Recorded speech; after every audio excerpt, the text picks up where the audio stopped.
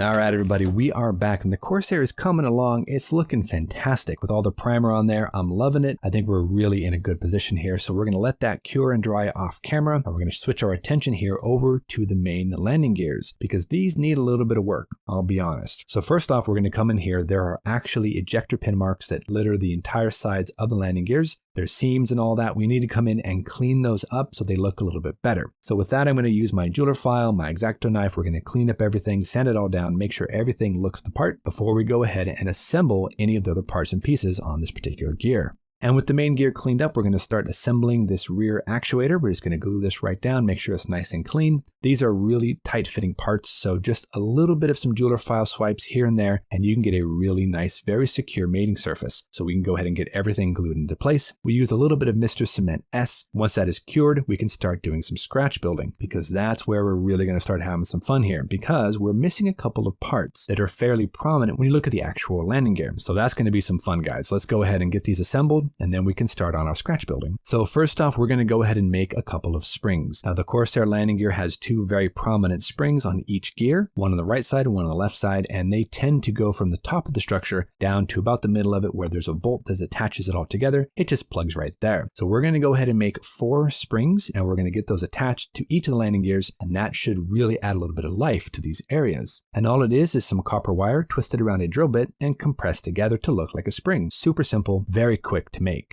And once this is ready to go, we're going to actually glue this down right around here at the top of the landing gear. Once that is secured, we can then stretch it down and attach it on the side of the main gear right about here. But I will say we need a little bit more rigidity, so I'm going to thread through a piece of 0.3mm solder so we have a little bit more stability, and then we can make 3 more and glue them all together. So let's go ahead and jump back into that time lapse, guys. Let's push on. Let's get these landing gears all nicely scratch built. Let's add some brake cables in there. Let's get these springs installed. Let's see what we can do and add a bit of life to the area.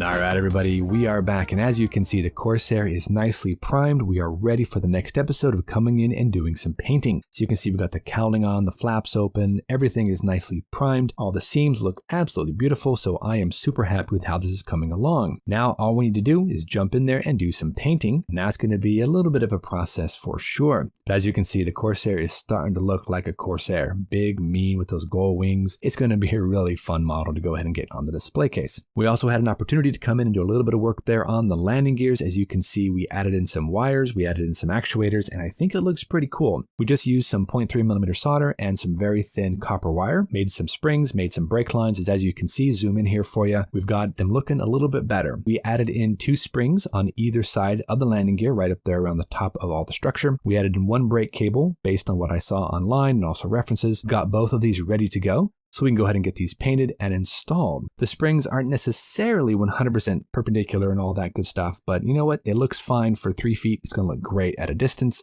so I'm happy with it. Adds a little bit of life, adds a bit of character. Now let's talk a little bit about paint here for the Corsair. And this is an early birdcage Corsair, so the basic colors are going to be a blue-gray, which we have here in Mr. Color. Awesome paint. I absolutely love Mr. Color. That's going to be for the upper surfaces of the aircraft. Then for the lower surfaces of the aircraft, we're going to have to use a gold gray.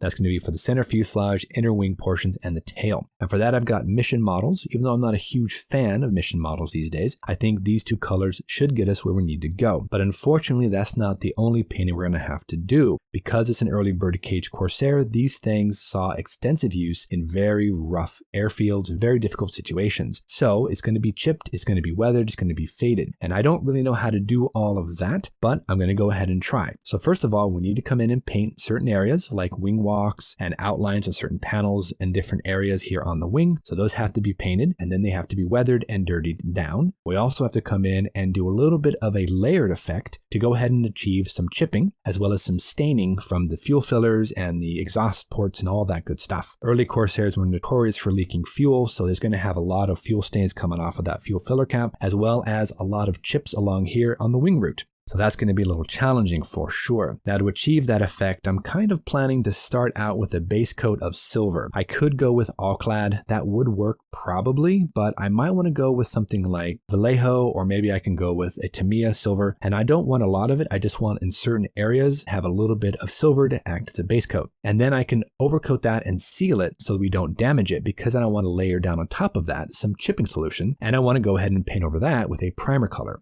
Now I've actually read that the exterior of the Corsair was primed with our yellow zinc chromate, and the interiors were primed with our salmon color. Not really exactly certain about that. I've got to do a bit more research, but after I get that on there, I can overcoat it, I can chip it down, and then I can seal it, and then apply our blue-gray over that. So that's going to be a multi-step process for sure. Lots of different panels and parts and pieces are going to be shifted in color. We've got fabric panels we have to contend with. We've got metal chipping we have to go ahead and do. So there's a lot of very interesting techniques and effects I want to go ahead and try, and I don't know how to do any of them. So it's going to be a bit of a learning curve for me, but I think we are in good hands. We've got some good paint. The model is coming along beautifully. If nothing else, we can always step it back a bit and do a little bit of an earlier Corsair in the early phases of its career. So we can always dial it back if we don't feel comfortable doing a great amount of chipping. But I think with these 2 paints, we are ready to go ahead and call it quits for today. Next episode, like I said, we'll come on back. We'll start with some pre-shade. We'll get some panel line accents applied. We'll get some silver applied. We'll get all different chipping layers applied. And we're going to see what we can do and how far we can actually get our skills in the weathering category. So until then, guys, you know the drill. Go out there, get yourself some bench time, have some fun, build something cool. Make sure to go over to Joe's and check out his A6M. That thing is coming along beautifully. It's an awesome looking model. He is quite a bit ahead of me though, so I got to catch up. I'm going to have to speed it up a little bit, but we'll go ahead and see you back here on the next episode of Rivals and Adversaries for episode 7 of the F4U-1 Corsair here on Ben Builds. Thanks for watching, everybody. Take care of yourselves, and we'll see you soon.